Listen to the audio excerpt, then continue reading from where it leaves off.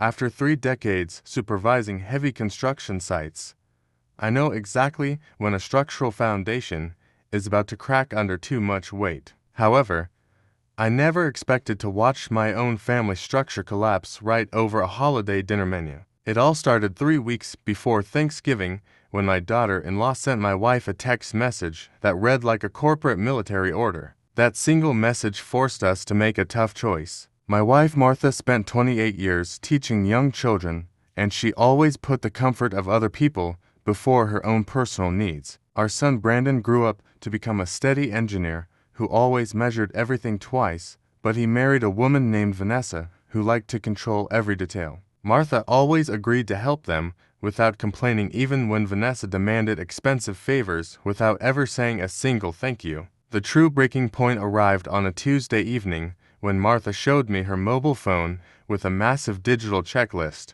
Vanessa demanded 14 separate gourmet dishes from scratch to feed 25 unexpected guests with a mandatory 5 a.m. start time. The final sentence of the text message told my wife that the kitchen belonged to her, which made it sound like a forced work order issued to a commercial vendor. When Martha gently suggested getting some extra help or ordering pies from a local bakery, Vanessa just laughed and dismissed the request completely. Vanessa claimed that Martha was simply too good at cooking to skip the tradition and patted her hand condescendingly. I watched our son Brandon sit in complete silence during this entire conversation, looking down at his food without defending his own mother from this blatant exploitation. That very night, Martha called her oldest friend Cheryl, who lived down south in the warm coastal state of Florida. Cheryl immediately understood the pain and invited us to spend the holiday on her quiet back porch eating a simple garlic chicken together. We decided right then to purchase the airline tickets, departing early on Thanksgiving morning without telling anyone.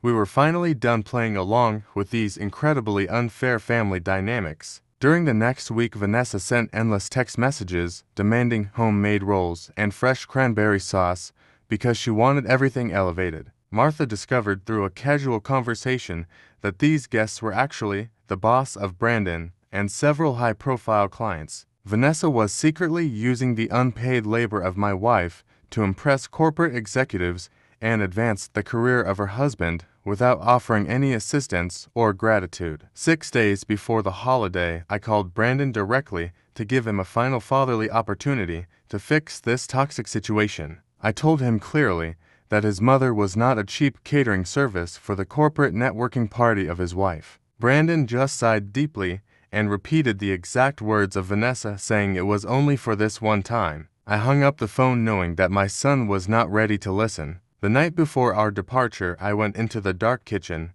and looked at my heavy cooking apron hanging behind the pantry door. I remembered all the beautiful years my wife and I spent preparing holiday meals together as a real team. This year, that apron would remain completely untouched on its hook because we were finally standing up for our dignity. We packed our suitcases in absolute silence, ready for the morning. Before we left the house, Martha wrote a short note on a yellow legal pad explaining the situation with complete clarity. She wrote that we loved Brandon, but were simply unable to cook alone for 25 people after being ignored. She wrote that we were leaving to visit Cheryl and ended the message by stating that the kitchen belonged to them. Martha placed a small juice glass over the paper on the table. We rode to the airport in the dark at 4 a.m., while the rest of the city was still sleeping peacefully in their beds. Vanessa sent multiple reminder text messages about the recipes that very morning, but we did not open a single one of them. As the massive airplane lifted off the ground into the morning sky, Martha reached over and held my hand tightly.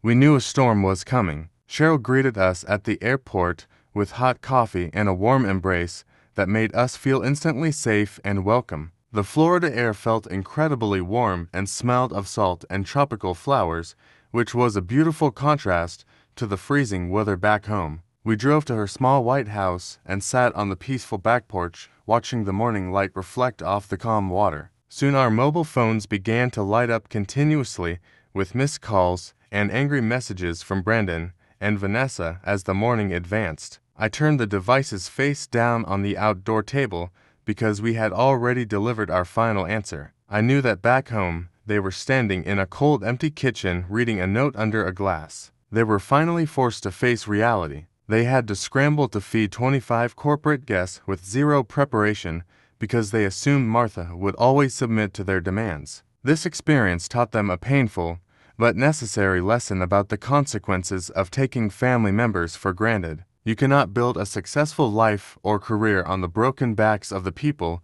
who love you the most. They had to face the consequences of their actions. Standing up to the people you love is one of the hardest things a person can ever do in life. However, setting a firm boundary is sometimes the only way to save a relationship from collapsing entirely under the weight of quiet resentment. True family requires mutual respect and shared effort rather than silent compliance. We spent the rest of that beautiful day in complete peace knowing we did the right thing.